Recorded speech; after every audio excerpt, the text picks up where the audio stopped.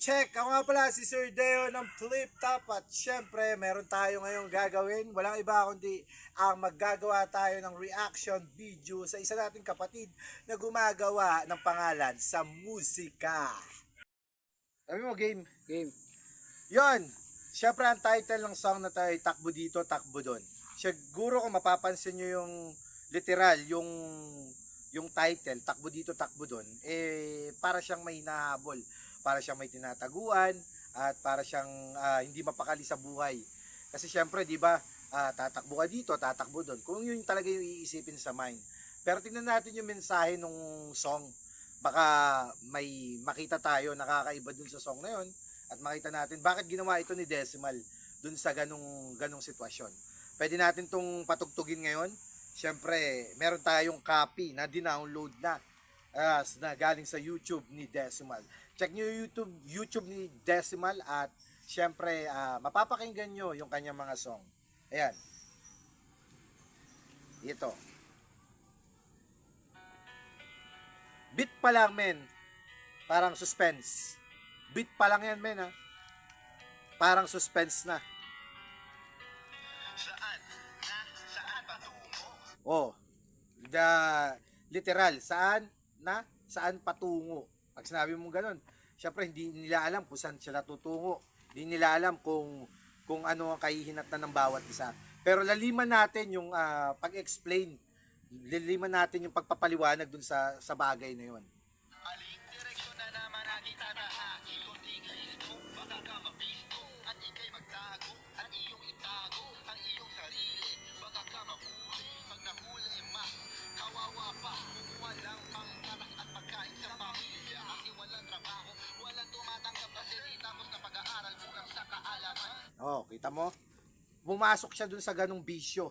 Nung pumasok siya sa ganong bisyo, syempre nga, kulang sa kaalaman, kulang sa edukasyon, nakita natin na ginawa niya yung mga bagay na yun. Ngayon, syempre, kaya nakikita natin na takbo dito, takbo doon, nakikita natin na gumagawa siya ng paraan para mabuhay. Pero tignan pa natin yung iba pang lyrics. Grabe itong kanta na to kasi yung kanta na to is talagang kapupulutan natin ng aral. Tingnan natin pa yung ibang lyrics ni Decimal kung ba't talaga niya to ginawa at ba't niya talaga ito binandera syempre sa music industry. Kailangan lang naman ng malaman sa tiyan sa araw-araw, hindi man alam kung hindi ba kakalap at pagkakasyahin ang kakarapot na kita iyong nakikita sa totoo ba? Yan ang tunay na buhay, ilalathala, kailangan pang gumawa ng masama kahit labag to sa kalooban. Takbo dito, takbo doon. Diba? Nakita nyo, syempre tayo bilang isang tao, kung mabubuhay tayo sa araw-araw na buhay natin, syempre, wala kang trabaho, wala kang ginagawa sa buhay, syempre, di ba? Tapos bubuhayin mo yung pamilya mo, bubuhayin mo yung mga umaasa sa'yo, syempre ikaw yung gagawa ng paraan. May sinabi siya doon na gumawa ng masama pero makakain pa rin. Kumbaga ganun, parang ganun yung pagkaka-construct ng mga verse niya. Kumbaga sa madaling salita nakita natin na parang si Robin Hood. Gumagawa siya ng masama dun sa kanyang community pero binibigay niya pa rin tong mabuti. Minsan kasi yung tama nagiging mali, yung mali nagiging tama. Syempre pag ang sukatan na ay sikmura, pamilya, at syempre ang sinasabi ko nga yung wala na akong pakailam dito basta makakain yung tiyan ko. Ngayon, pasukin natin yung chorus na takbo dito, takbo doon. Tingnan natin, pakinggan natin ito. Kasi yung background music, yung background niya is squatter area. Mapapanood nyo yung music video. But hindi pa naman ito yung total official music video, pero kung makikita mo yung background niya, syempre nakikita natin na mahirap at ang community ay nandun sa ganong sitwasyon. Takbo dito, takbo doon, kaliwat ka, nanikay, palingon-lingon, takbo dito, takbo doon, takbo dito, takbo doon, hindi mo nga alam kung saan ka lilingon, takbo dito, takbo doon, takbo dito, takbo doon, kaliwat ka, nanikay, palingon-lingon, takbo dito, takbo doon, takbo dito, takbo doon, hindi mo nga alam Di ba? Nakita natin yung chorus, takbo dito, takbo doon, hindi mo alam kung saan ka lilingon, hindi mo alam kung saan ka magtatago, par. Grabe yung grabe yung ganung sistema. Takbo dito, takbo doon, kung hindi mo alam kung saan ka pupunta. 'Di ba? Yung ganung sitwasyon, kumbaga, ipit na ipit ka na doon sa sitwasyon na yon. Kaya pala takbo dito, takbo doon. Nakikita na natin yung idea tungkol siya sa kahirapan. Nag-start ng nakita natin na may pinatungkulan siya sa isang pamilya na pinasok niya yung ganong gawain para magkaroon siya ng pera at magkalaman ng tiyan yung kanyang pamilya at mga mahal sa buhay. Kaya lang masama yung ganong gawain. Kaya parang may nangahabol sa kanya. Siyempre, alam na natin kung sino mang nangahabol sa kanya. Pwedeng pulis, pwedeng mga asset ng pulis, pwedeng matunugan siya. Siyempre, di ba, yung ganong sistema, nakikita natin, talaga naman minsan nangyayari sa realidad, nangyayari sa buhay. Di ba?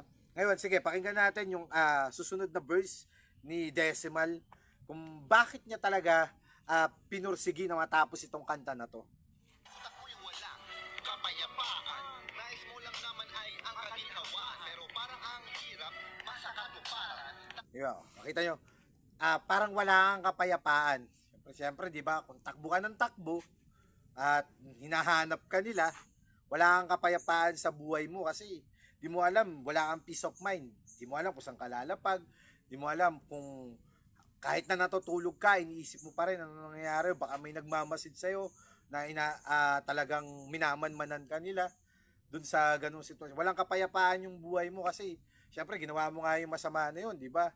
Pero dahil nga, sabi ko nga sa inyo, ginawa niya yon kasi nga para may maipakain siya sa pamilya niya at syempre magkaroon ng laman yung tiyan niya. Pakinggan pa natin.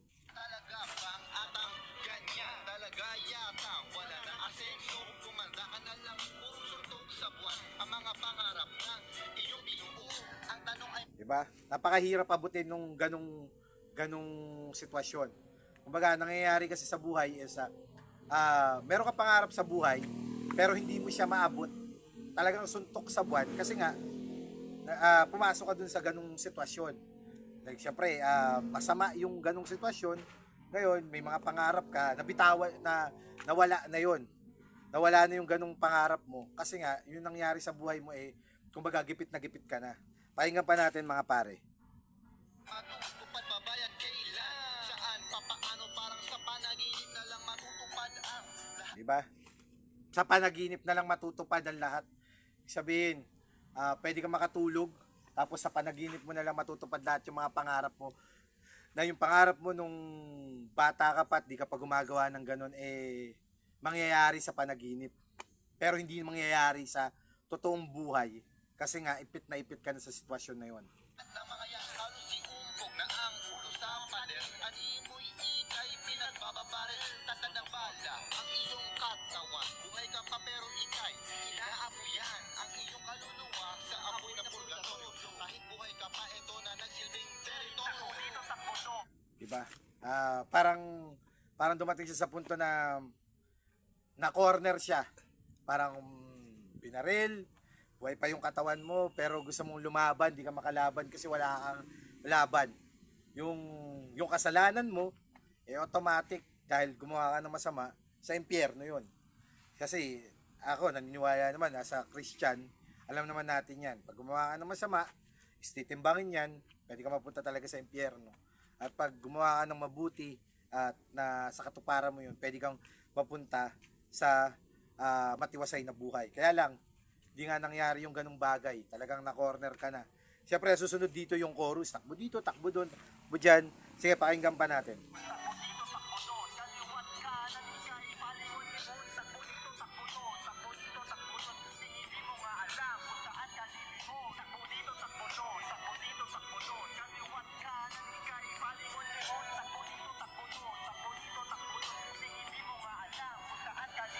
May mga gusto kang gawin pero di pwedeng gawin. May mga ayaw kang gawin pero kailangan gawin. Nung musmos ka, may pangarap kang dapat abutin. Ngayong matanda ka na, yung pagkaasa sa kapitin. Diba? Kita natin, may mga pangarap ka sa buhay na dapat mong gawin na hindi mo nagawa. Kasi kaya hindi mo nagawa, may mga inuna kang bagay sa sarili mo. siguro mas pinili mo yung choice mo na abot na nasamahan yung ganong sitwasyon o pasukin yung ganong sitwasyon, matanda ka na eh. Anong dapat mo pang gawin dun sa ganong kalalagayan mo? Iyak sa sulok tapos punas magbabago na ako. Sige bukas, bakit di pa ngayon? Puro bukas. Yan, dyan tayo mahilig ng mga Pilipino. Pag nagawa tayo ng mali, magbabago tayo bukas.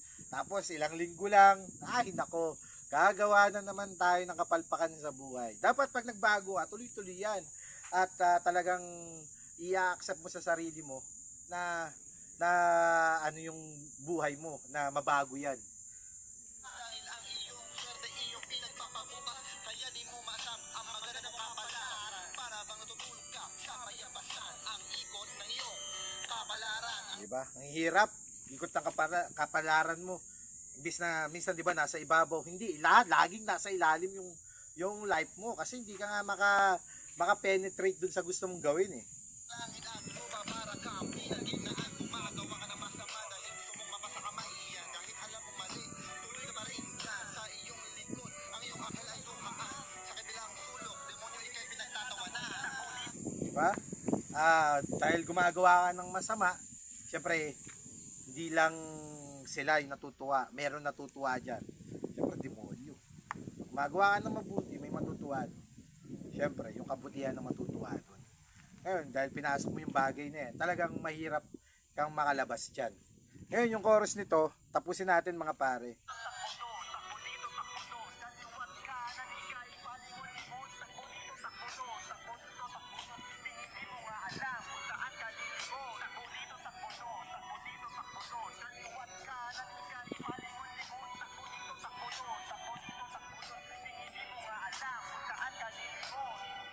Yeah! Thank you so much, Decimal. Grabe. Grabe yung beat.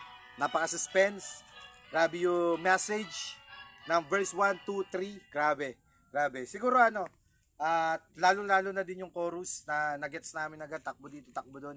So, kumbaga corner na corner ka na. Siguro lesson learned para dito sa sinulat ni Decimal na gumagawa ng pangalan sa music industry is ako personally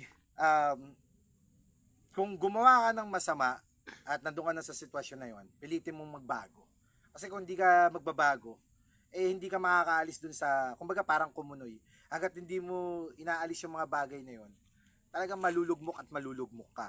Pero in the same sa ibang aspeto, pag nakawala ka doon, makikita mo yung life mo na giginhawa. Kaya lang doon sa kwento na yon, nakakalungkot kasi dumating siya sa punto na wala na siyang mapuntahan.